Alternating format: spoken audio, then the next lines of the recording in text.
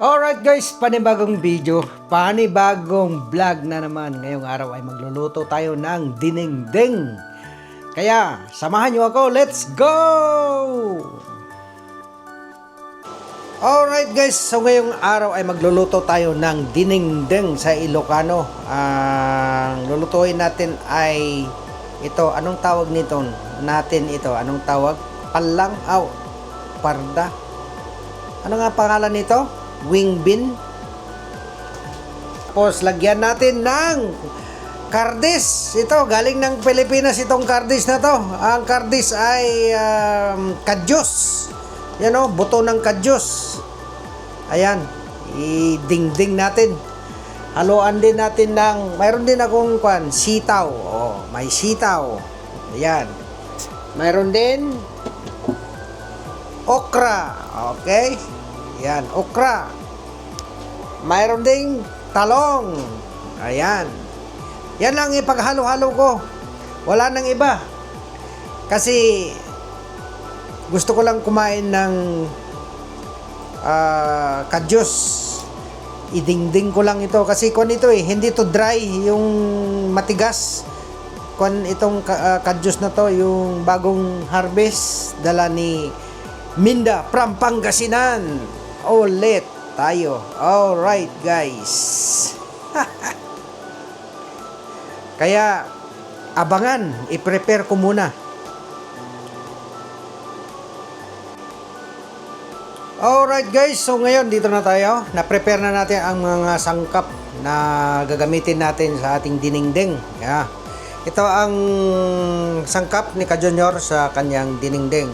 Sibuyas, luya, bawang, lagyan ko ng bawang para mabango, at saka kamatis. At saka ito ang ating ilalagay na gulay. Kung ano lang yung mayroon dito.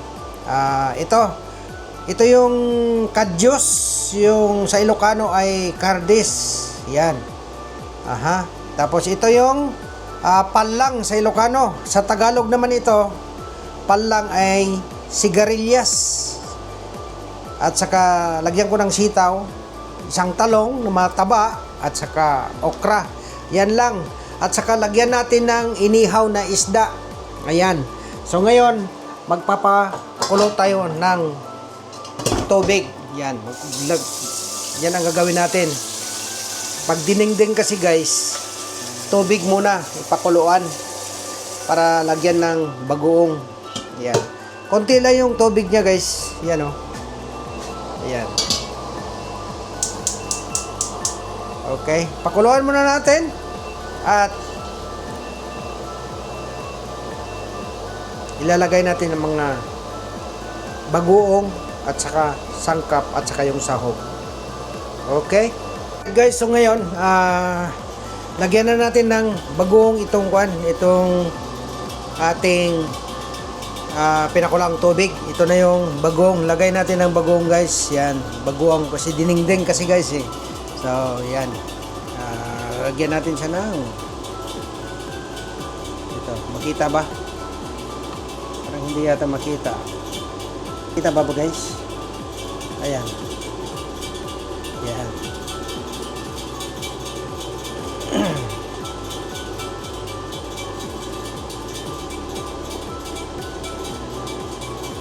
Yan po, lagyan natin ng bagoong. Ito na yung pinakuluan nating tubig. Yan, tapos ito yung bagoong guys.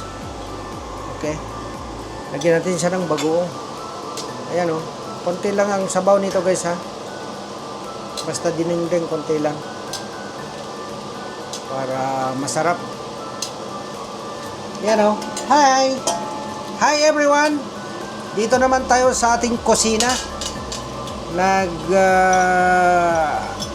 Luto-luto. Paborito ko kasi itong kusina ko eh. Yan. Aha. Diba? Yan. Ganyan lang ang gagawin natin guys. Oh. Tingnan nyo. Ang tartar niya, hindi na natin ilagay. Diba? Kasi buto yan eh. Ngayon, pagkatapos niyan, lagay natin ng inihaw na isda. Uy! Inihaw na isda yan guys. Inihaw na isda. Salmon. Lagyan ko ng salmon yon, salmon.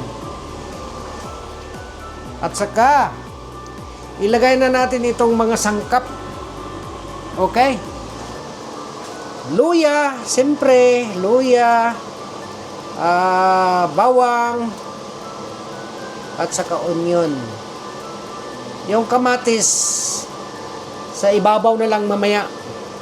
Ayan. Tapos ngayon, so dito pa yan. Dito lang sa gilid, dito. Okay? Tapos,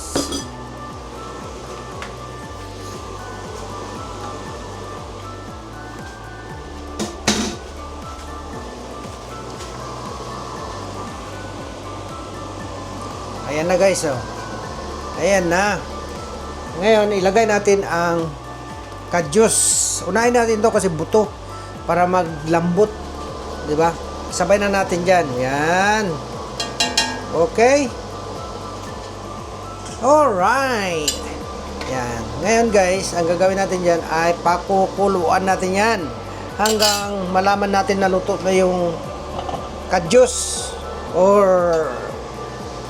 Cardis sa Ilocano. Okay. Takpan natin muna at i-low fire lang natin. Low fire lang. Yan. Low fire lang yan guys. Saan ba? Yan.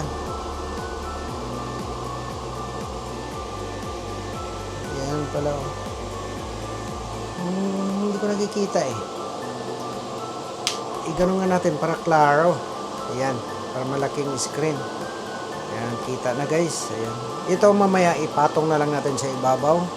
At itong palang sigarilyas sa Tagalog, ambot ani kung unsay Bisaya ning sigarilyas or palang sa Ilocano, sa Tagalog ay sigarilyas. So ambot sa Bisaya unsay tawag ana, o kani sitaw o okra, o kanina ang akong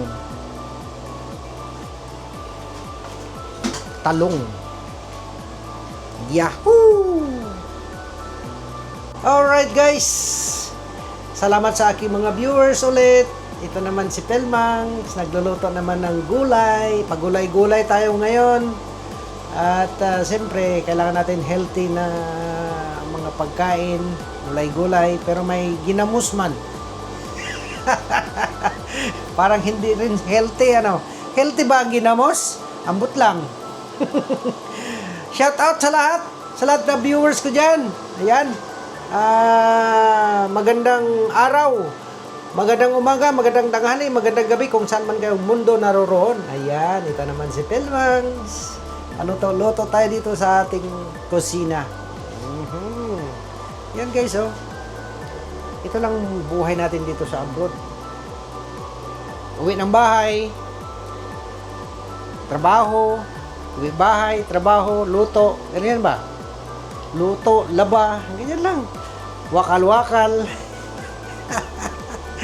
Ganyan lang guys. Alright. At guys, meron pala akong ipatong mamaya na kwan na inihaw ko na isda.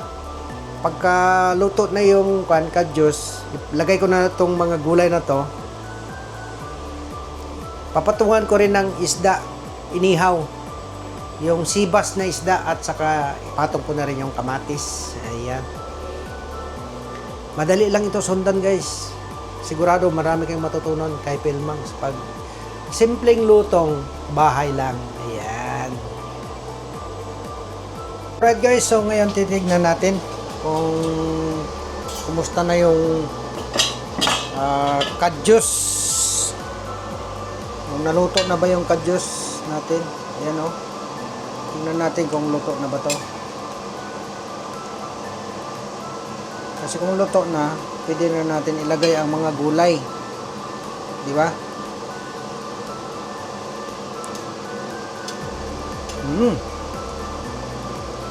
Luto na guys, ang gula ay ang kanya, ang buto, yung kadyos. Tapos ngayon ilalagay natin ang mga gulay na to. Itong sigarilyas, sitaw at okra at saka talong. Pagsabay-sabayan na lang natin yan. Tapos meron akong inihaw na sibas. Itong sibas na to. Ipatong natin hatiin natin to ilagay ko yung kalahati doon sa may dinengdeng natin para tinatawag na dinengdeng pag mayroong inihaw na isda sa ibabaw niya. Parang bangus din, di ba? Kung titignan nyo guys, ang sibas ay para ring bangus. Kanya ba? Kahawig. Kahawig. Kanawong ba? Okay guys, so ngayon unahin natin ang ating sitaw ilagay. Pag si Ka Junior kasi maglagay, sitaw ang sa ilalim. Yan, sitaw muna, di ba? Sitaw. Yan, sitaw. Yan. Sitaw muna sa ilalim. Tapos talong. Talong, yan talong. My favorite talong. Yan. Konti lang ang sabaw yan ha. Mas masarap kasi pag konti lang ang sabaw pag gulay. Tapos okra. May kamahalan kasi ang okra dito guys, kaya konti lang. Yan, di ba? Tapos itong sigarilyas. May sigarilyas pa. May sigarilyas pa. At saka itong kamatis. Yan. Itong kamatis ay dito na to sa ibabaw. Yan. Sabay-sabay na lang yan. Yan ang dinengdeng. Aha. Okay. Tapos ngayon, puputulin natin ang ating sibas. Itong sibas. Puputulin ko to. Napatong ko doon. Hango na mene. Alright guys, so yan na. Naputol na natin ang sibas. So, ang ilalagay natin ay itong ulo. Yan o, ulo. Ulo ng sibas. Ipatong natin dyan. Yan. Yan ang tinatawag na dinengdeng. Basta mayroong inihaw na isda dyan sa ibabaw niya, yan ang tinatawag na dinengdeng sa Ilocano. Aha. Yummy! Busog-lusog na naman. Ngayon, ang gagawin natin ay takpan lang natin. Okay. Balikan natin after few minutes pag ma-evaporate na yung mga linuto na linagay natin sa loob ng kasirola na salad master. Sana all may salad master. Okay. Yan o. Yan o. Oh. Ito ang salad master. Yan. Ito meron siyang kasing eh. Click click click click click click click. Pag nagtunog-tunog na yan, pwede na natin i-check. Alright.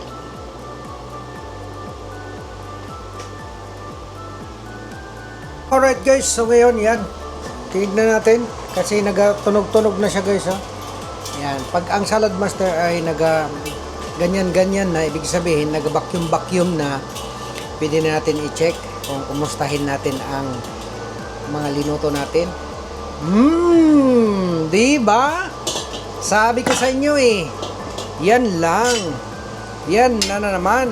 Tignan nyo guys. Yan ang masarap sa dinengdeng guys.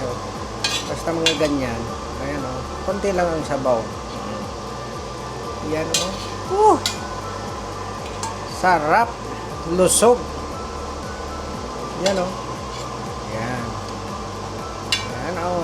Dinengdeng yan. Yan ang tunay na dinengdeng na Ka Junior guys. Yan. Right.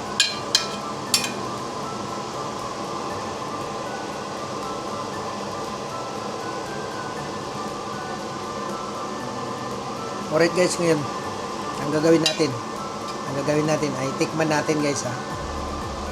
Ito ang dinengdeng ni Ka Junior guys. Ito ang dinengdeng niya. Tikman natin guys ha. Anong lasa? Saan ba? Dito. Dito. Oh, maliwanag. Kasi ano, sabaw lang tayo. Diba? Mainit. Kasarap guys. Ito ang number 1 talaga. Pag dinengdeng, masarap talaga. Tikman natin ang sigarilyas niya guys. Itong sigarilyas niya ay kukuha tayo ng isa. Lutong-luto na guys. Oh. Sarap. Palang sa Ilocano, sigarilyas sa Tagalog, ambot lang sa Bisaya, unsay tawag ani.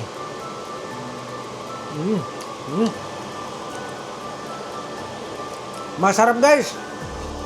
Ulitin natin.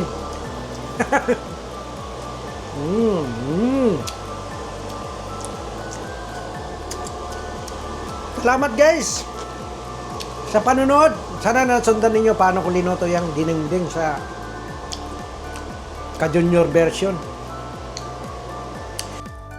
Alright guys, so yan, ito na ang ating dinengdeng na prepare na natin dito sa table. Ayan, pakita ko sa inyo ang aking ka-junior version na dinengdeng guys. Ito, yan, di ba? Yan, yummy. Isda lang yan. Ikot-ikotin natin. Saan ba ang magandang position? Yan o. Alright. Sana nag-enjoy kayong manood sa aking video. Ayan, maraming salamat po sa inyong panonood. Alright guys, so yan. Sana nag-enjoy kayo sa aking video. Maraming salamat po. At kakain muna kami. At don't forget to subscribe, like, and share, and comments down below. Bye-bye!